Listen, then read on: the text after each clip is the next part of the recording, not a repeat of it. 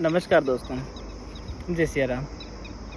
अक्सर मैं कभी भी किसी टॉपिक को लेकर कोई वीडियो बनाता नहीं हूँ और ना ही मैंने कभी किसी मुद्दे के लिए खुद आकर बोला है। हो सकता है मेरे को कोई स्पिरिट या मेरा कोई मन का विचार अगर फैलाना हो तो मैं उसके लिए किसी और क्रिएटर की वीडियो ढूंढता हूँ और उसी को अपने स्टेटस स्टोरी या किसी पेज पे शेयर करके लोगों तक पहुँचाता हूँ ताकि लोगों के अंदर स्पिरिट पहुँचे। इस बार मैंने अपने इलाके में एक ऐसा मुद्दा देखा है, एक ऐसा मैटर देखा है जिसके बारे में अभी तक किसी क्रिएटर की कोई खास वीडियो आई नहीं है। तो नमस्ते, शुरू करते हैं आज की वीडियो को। मैं पंकज वैष्णव, बिलोंग्स टू चित्तौड़गढ़, राजस्थान। और इस बार चित्तौड़ ने एक अच्छा रिकॉर्ड बनाया, बहुत ही अच्छा, जिसकी न्यूज़ तक बात गई है। इवन अखबार न्यूज़ जो इंडिया लेवल पे न्यूज़ होता है उसमें भी हमारे चित्तौड़गढ़ का नाम आया है।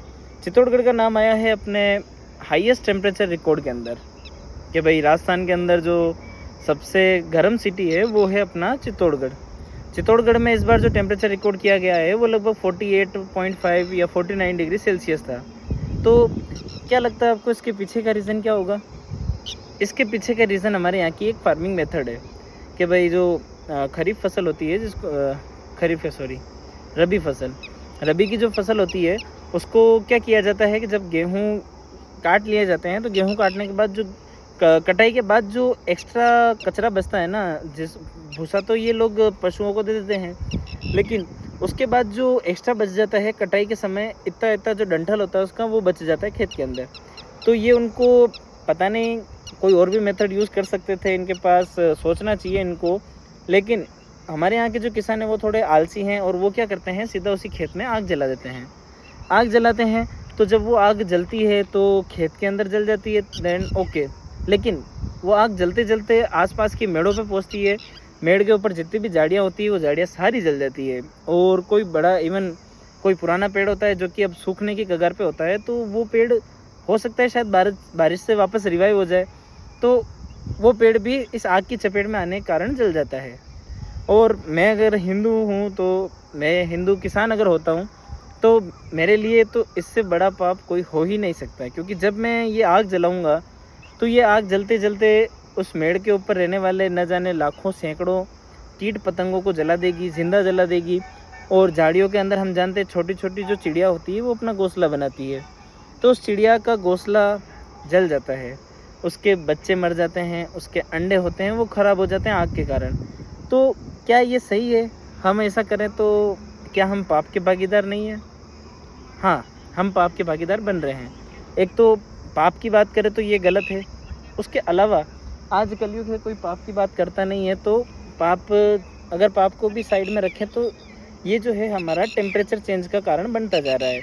आप आग जला रहे हो, आप एरिया की गर्मी को बढ़ा रहे हो। इवन आप एरिया की गर्मी बढ़ा के आप यहाँ की जो ग्लोबल वार्मिंग है वो बढ़ा रहे हो, आप जलवायु के साथ खिलवाड़ कर रहे हो, आप पोल्यूशन मचा रहे हो। हम जानते हैं कि इस गर्मी हमने जो लू एक्सपीरियंस की है, सुबह 9 बजते ही इतनी खतरनाक लू चलती है राजस्थान के अंदर कि आप बिना सेफ्टी के, बिना एक्स्ट्रा कपड़ों के आप बाहर नहीं निकल सकते। तो क्या आपको नहीं लगता कि आपकी इस एक्टिविटी की वजह से और टेम्परेचर बढ़ता है? बढ़ता ही है।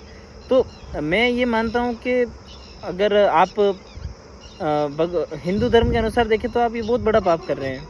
और नहीं देखो इसको तो क्या, खुद के ऊपर सोच के देखो कि जब सरकार किसी इलीगल एक्शन के कारण आपके घर के जस्ट बाहर का रैंप तोड़ती है, या बाहर के जो बैठने के चबूतरे होते हैं, जब वो किसी अतिक्रमण का हिस्सा हो रही होती है और वो कट रही होती है, तो आपको कितना दुख होता है, आपको कितनी पीड़ा होती है। जब आपका अपना पराया आपको इस दुनिया से छोड़कर जाता है तो आप कितना विलाप करते हैं, कितना दुख मचाते हैं, सरकारों को कोसते हैं, मुआवजे की मांग करते हैं। तो क्या उन बेजुबानों का इस धरती पे इतना सा ही हक है कि जब आपकी मर्जी हुई तब आपने आग जला के उनकी ज़िंदगी ख़त्म कर दी? आपको सोचना चाहिए इस बात में। और मैं चाहता हूँ कि मेरा ये वीडियो भले ही कम लोगों के पास पहुँचे, लेकिन या तो जिनके पास अपना फेमस पेज है, या तो वो इस मुद्दे पर एक और वीडियो बना के और शेयर करें, या फिर मेरे इसी वीडियो को ज़्यादा से ज़्यादा शेयर करें, ताकि उन लोगों के अंदर कम से कम ये विचार आए। इस साल तो हुआ जो हुआ, इस साल की गर्मी अब ख़त्म होने को आई है। इस साल लोगों ने लगभग, हमारे यहाँ के लोगों ने 90% खेतों को जलाकर राख कर दिया है, कई सारे पेड़ पौधे इसका शिकार हुए हैं। तो इस साल तो जो हुआ, कम से कम अगर हम आज से हम इस मुद्दे को उठाएंगे तो हो सकता है आने वाले अगले साल में हम 10%, 25%, 30% किसानों को भी अगर हम टारगेट कर सकें, हमारी ये बात उन तक पहुंचा सके, तो शायद हम इस आगजनी को थोड़ा कम कर सकते हैं, अपने आसपास के टेम्परेचर को थोड़ा कम कर सकते हैं, आसपास होने वाले जो बायोडाइवर्सिटी को जो ये खतरा है, हो सकता है किसी हद तक ये कम पड़ जाए। तो मेरा आपसे यही निवेदन है, अगर कोई किसान इस बात को सुन रहा है तो कृपया करके प्लीज़ वो इस आग को ना जलाएं। आग को अगर जलाते हैं तो वैसे तो मैं बिल्कुल भी सजेस्ट नहीं करूंगा कि आप ऐसी आगजनी करें और ऐसी आग जलाएं, लेकिन अगर किसी कारण से आपकी मजबूरी है और आप फिर भी आग जला रहे हैं तो खड़े रह के कम से कम ये सुनिश्चित करें कि आपकी जो आग है वो मेड़ तक ना पहुंचे या किसी और पेड़ पौधों को वो ना जलाए, वरना आप पाप की भागीदारी बन भी रहे हैं और उसका पाप आप भुगत रहे हैं, क्योंकि ये आपके कर्म है और ये कलयुग है। मैं मानता हूँ भगवान को, तो उन्होंने कहा था कि कलयुग में आपके कर्म ही आपकी पूजा है, यानी आप जैसे कर्म करेंगे वैसा ही रिटर्न आपको मिलता है। कर्मा के बारे में कहा जाता है कर्मा हिट्स बैक, यानी कर्म आप कोई से भी करो, अच्छा करो या बुरा करो, वो आपके पास लौट कर कभी ना कभी ज़िंदगी में आएगा ही। और अगर आप किसी का बच्चा इस प्रकार छीन रहे हो आग जला के, तो वैसे मुझे ये सब नहीं कहना चाहिए, लेकिन कहीं ना कहीं आपको ये रिटर्न में वापस मिलेगा। धन्यवाद।